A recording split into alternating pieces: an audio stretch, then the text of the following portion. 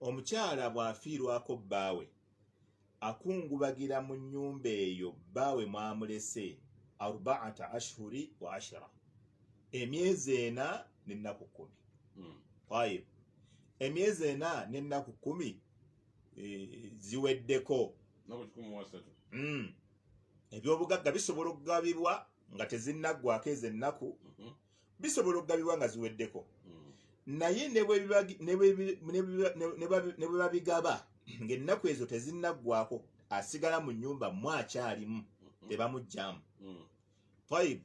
Bwe ziggwako twagambye ennyumba nga tutandika kisobola okuba nga kyekyobugagga ekiriwo kyokka. Ate Allah yatugambye yasookedde ddala nti abasika bonna balina omugabo ku kyoboolese kitono oba kitya. Abakyala kati mwe mutera okugamba ekibaluma ennyo, mugamba bannange omukyalo we bawangadde ne bbaawe bakoze bonna, kati mumugoba mu nnyumba alagewa addewa wuyo akaddiye. Allah subhanahu wa ta'ala bwe yali amaliza ayati z'obusika mu suratu Nisa yesemberayo ddala, genda ogitunuulire ku nkomerero yagamba yubayyinu llahu lakum an tadhillu. Allah ekimunyonyoza bino byonna, gw'ofuna kino gw'ofuna kino muleme kubula. Wallahu bikulli shay'in alim. Ate buli kintu kyonna Allah akikola ki? Akimanyi.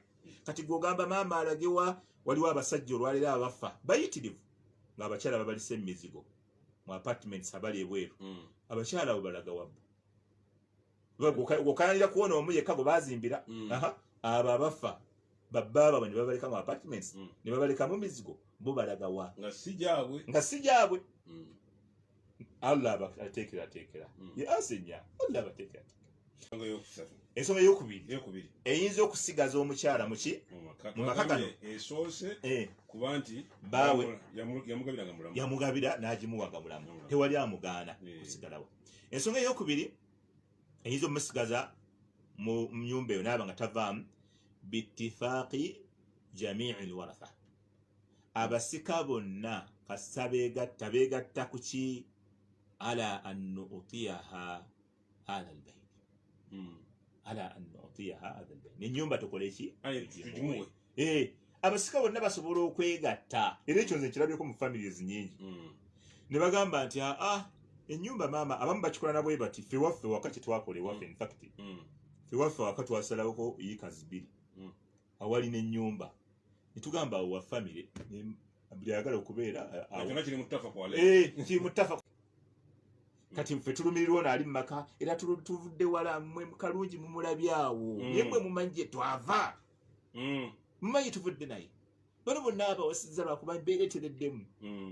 Naye nze gye nava n'omwami nze ebyo byonna tubimanyi. Naye abakyala bali kibeekwasa, muvudde wala, mbadde mwoleza, munaaliza abaana, mukuliza abaana, mbadde muyambako kino ne kino. Ebyo babiyita hukuuku zawujiya, tebirina kakwate na bya busika. Obuvunaanyizibwa bw'obadde okolera bbaawo okumuyambako agenda apakase ssente, ffe mu sharia tetubutegeeza mbu naawe opakasibostahakka okola ki? Okutwala ennyumba oba okugitwalako okutundutundu ogunene, mbu olw'okuba gwe obadde omukyala afumba akola ki? Bino byonna ki kye simukoledde omwami oyo? Ki kye simukoledde? Nga buli kyebadde kyetaagisa wakaano mbadde nkikola. Obadde obikola kutuukiriza buvunaanyizibwa bwa bufumbo, si kubikola kufuna nnyumba. Ennyumba Allah yagigaba oluvannyuma lw'okufa, nga nawe ebyo babigaba ng'ofudde. Kati naffe tugamba nti eshariya bino byonna yabiraba mu butuufu. Omukyala awangadde n'omusajja myaka 3 bali bonna, oluusi akaddiye, ogamba nti aveewo atandikirewa. Tulaba naffe mulimu obuzibu, naye eshariya ateegamba okutwala hakki eteriiyo ng'ogitutte mu bulyazaamaanya, at least gumiikiriza buno obuzibu, Allah akufunira solution, akufune